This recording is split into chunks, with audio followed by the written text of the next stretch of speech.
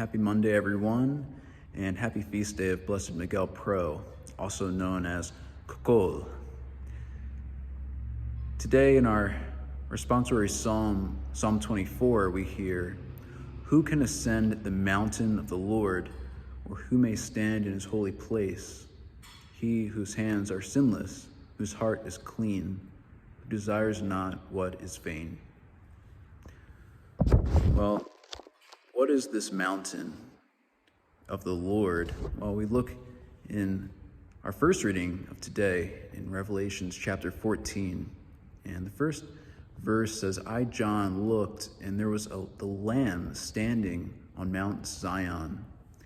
This Mount Zion is referenced two times in the New Testament, once in this chapter of Revelation, but also it's referenced in the book of Hebrews, chapter 12, verses 22 through 24. I'm going to read this here, what it says.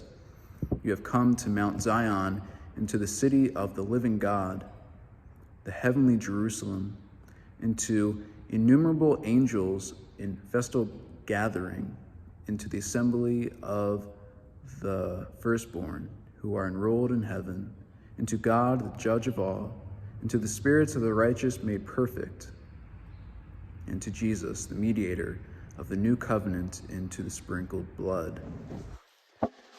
Mount Zion is the place where the Lamb dwells, where Jesus Christ reigns from and rules and lives. And all Christians who have been sprinkled by the blood of Christ and who have received his body and blood in the Eucharist have access to Mount Zion, that new Jerusalem, because the Holy Spirit dwells within us. And so too, like Blessed Miguel Pro, he had access to Mount Zion, that spiritual dwelling place of God. And he actually, as a priest, ministered to many, the poor, but also Catholics, and giving them the sacraments, marrying people in secret, celebrating the Mass in secret, because there was so much persecution going on in Mexico. He was known to write letters to different people, signing with his nickname, Cocol, which is a sweet bread at the time that he really liked. And Blessed Miguel Pro, upon being arrested for being a Catholic priest and ministering to the people, was dragged out and was about to be executed by a firing squad. And he yelled out, "Viva Cristo Rey," long live, or live Christ the King. And they shot him, they executed him.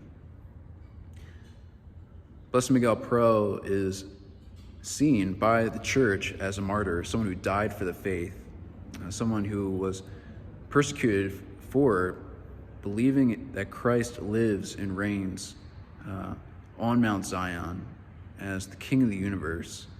And he was someone going around ministering to the poor, ministering to those in need, ministering to those who need the sacraments. And he was hated because of it. And he died for love of Christ and of the faithful. So I think today would be an excellent day to ask Blessed Miguel Pro for his prayers, that we too might be found sinless, that we might be found clean, and that we may desire not what is vain, but what is holy, pure, and good.